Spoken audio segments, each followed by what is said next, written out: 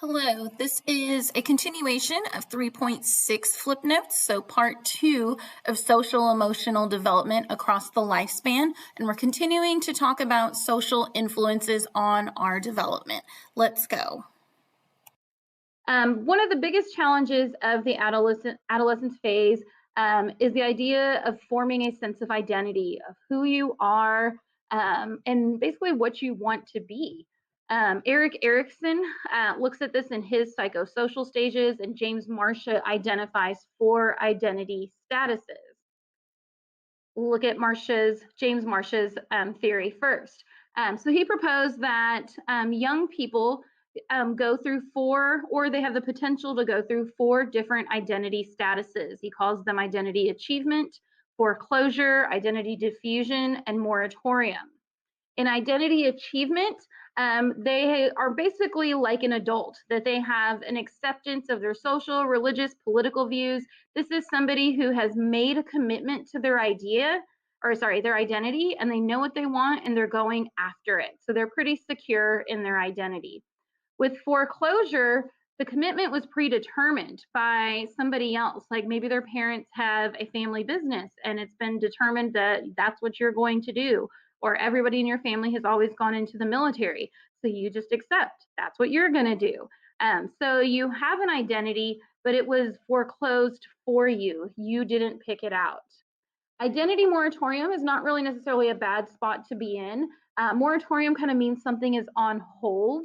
So it's a period of exploration of alternatives that you haven't yet figured out what you want to do, but you are considering your alternatives. Maybe you're visiting colleges, maybe you're talking to different people who work in a field that you're interested in. And then identity diffusion is not a good spot to be in. There's no crisis, there's no commitment. They have ambiguous belief systems, like they could go either way about everything. There's no vocational commitment, so they don't really have a plan for their life. So they're stuck and they're not even really trying to figure out their identity. All right, our next big stage theory is Erik Erikson's psychosocial development stages. He said that at different stages in our life, we go through some type of a conflict, and how we come out of that conflict really affects our development all the way from childhood all the way till old age and death. So the first stage is the trust versus mistrust stage. And he said that children who are very young and don't even really understand at this point, they're just learning, can they trust the world? Are they getting their needs met when it comes to food and shelter, comfort and being held? If the parents are caring, then the child forms an attachment and develops a sense of trust. But very early on, if they're not getting their needs met, the care is inconsistent, then that child can develop mistrust very early on in a sense of paranoia. The next stage, stage 2, is autonomy versus shame and doubt. In this stage, so around 18 months to 3 years old, children are starting to want to try to explore. Do they have any control over their life? If parents, let children try to make some choices, they set some boundaries, then these kids will develop a sense of independence. However, if the parents are super strict, then they don't give the children a chance to assert themselves, and those children can be kind of scared to make decisions, or if they're too lenient, then those kids kind of become overly demanding. The next one is initiative versus guilt. 3 to 6 years old, Erikson said the conflict is, are they capable of doing things for themselves? Can they be imaginative, curious? Do parents kind of encourage those things and react positively? And that helps build self-confidence, versus parents who are real negative about kids trying out different things. And then they don't become self-sufficient. They start to have low self-esteem. The next stage is industry versus inferiority. Industry is basically like another word for like society. So are they capable of doing things socially, like out in the world? So they start to compare themselves with other kids their age, 6 through 11. So these are the early years of elementary school. They can either start to feel that they can do tasks and they start a sense of pride, or they start to feel inferior and they're not as good as others. Our next stage, you might want to put a star by because Erickson identified this as probably the most important stage, the identity versus role confusion. And this is basically middle school and high school, where you're figuring out who am I and where is my place in this world. You're going from a transition from being a child to an adult, trying to discover who you are, what you're good at, what you enjoy. And in this stage, you either come out having a sense of who you are and kind of having a plan for what you're going to do as an adult, or confusion and having an unstable identity. You don't really know what you're going to do. Maybe you adopt some behaviors that are socially unacceptable.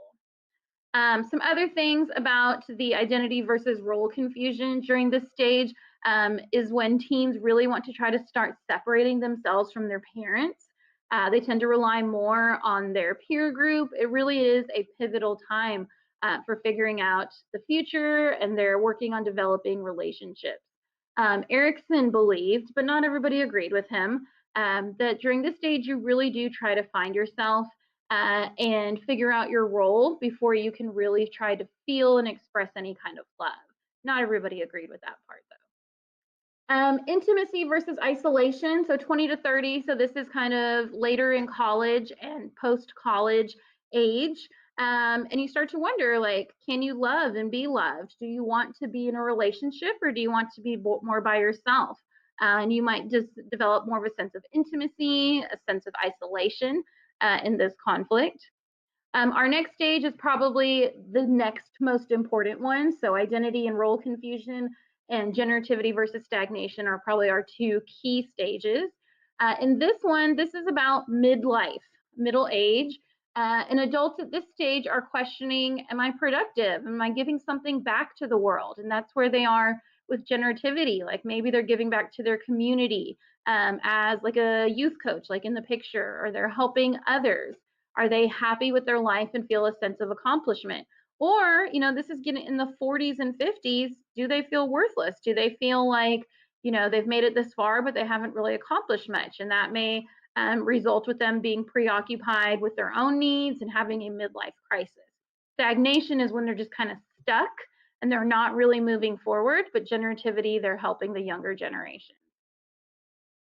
The next one is the integrity versus despair. And this is also the final stage, where when somebody gets older and they have time to look back on their life and they wonder, was it all worth it? They review life and they have a sense of self-acceptance, or they may end with a sense of regret and disappointment. Our final theory in this section takes more of the nurture side of things, and it's Bronfenbrenner's ecological systems theory. So with this theory, they're really looking at the impact of the environment on the individual at different levels, from your closest level, which would be like your family and the people you see on a daily basis, to the impact of the overall culture and how that affects your life. At the time, a lot of people, when they thought about poverty, felt like poverty was really related more to an individual, and that there was even really just a biological aspect to that. And Bronfenbrenner wanted to counter that, saying that no, when people are poor, a lot of it also has to do with the environment. So if you want to help the poor, you have to help them change their environment. He was greatly influenced by Vygotsky, who we know talked about the zone of proximal development, that people have their capabilities, but when pushed or supported, they can reach beyond that. And he talked about that reaching beyond that meant supporting them with their environment. The first level of the ecological systems theory is the microsystem. So for an individual, that's the people who they have the most direct contact with, pretty much on a daily basis, and that's who has the most influence on that person. He described this as a bidirectional influence, because not only are they influencing you, but you are also influencing them. So there's a really strong impact on your behavior. So for example, your parents influence you, but you definitely affect your parents as well. Some other examples of the microsystem: siblings, your school environment, especially during the actual school year, your teachers and classmates, your close friends, if you're involved in extracurricular activities, the people you interact with there, if you hang out in your neighborhood, or even, especially with younger children, their childcare arrangements, the people that they see and interact with on a daily basis. The next level, according to this theory, is the mesosystem. And here it was about the connection between the microsystems themselves. So how the experiences in one setting can affect the other. So for example, what's happening at your home life can affect your school performance. Some other examples here, your parent-teacher communication. If your parents and your teachers are kind of feuding over email, even though you might not be directly involved, indirectly, it would still affect you. How involved your family's involved in school events, the connection between your family and your friends. Do your parents interact with them? What about your friend groups? Maybe you have friends from church versus friends from school. Do those groups interact? And then even they consider the relationship between your family and your healthcare providers if you're somebody who has like a regular doctor. The exosystem is the next one. Exosystem looks at external events that may not really be within your control, but still have an impact on you. So for example, things that are happening at your parents' workplace, stuff that's going on in the community, local government issues.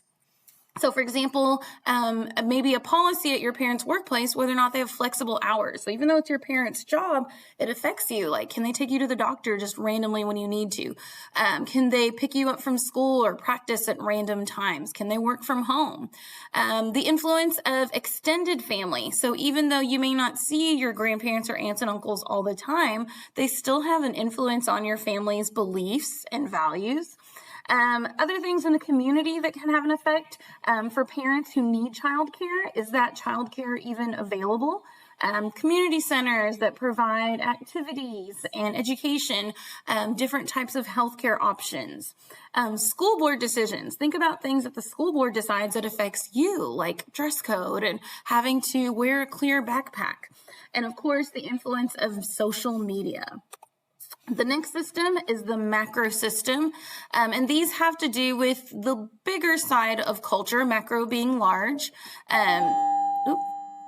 There's our new bell.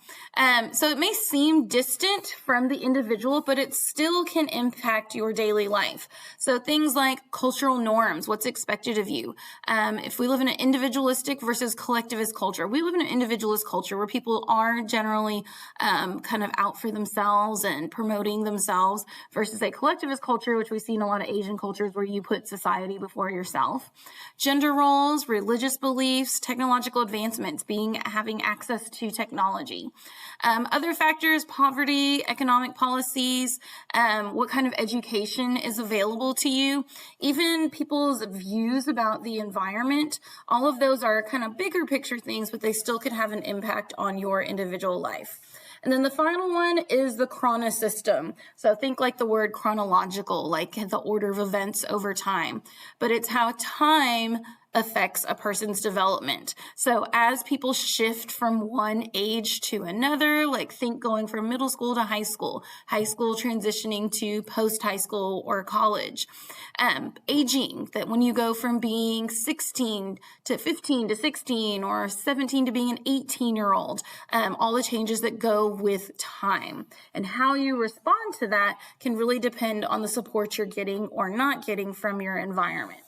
Other things in the chronosystem, major historical events like a pandemic, shifts in technology, changes in family structure, like if there's a divorce or just divorce trends, climate change, generational cultural changes, and personal life changes like puberty, changing schools, or moving on to new schools. Finally, the societal impact. So again, I mentioned earlier how Bronfenbrenner really talked about how this changes views about understanding why people suffer with poverty. So he pled to the government about establishing Head Start, which Head Start is a program that helps kids who live in impoverished environments to be school ready.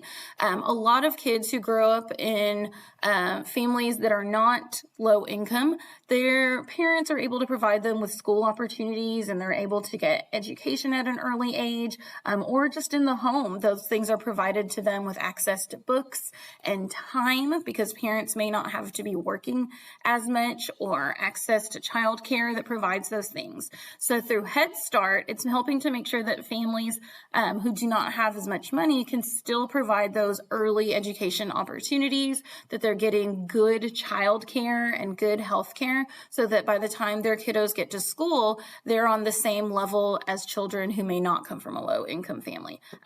It's not always called Head Start now, but those programs are still around today.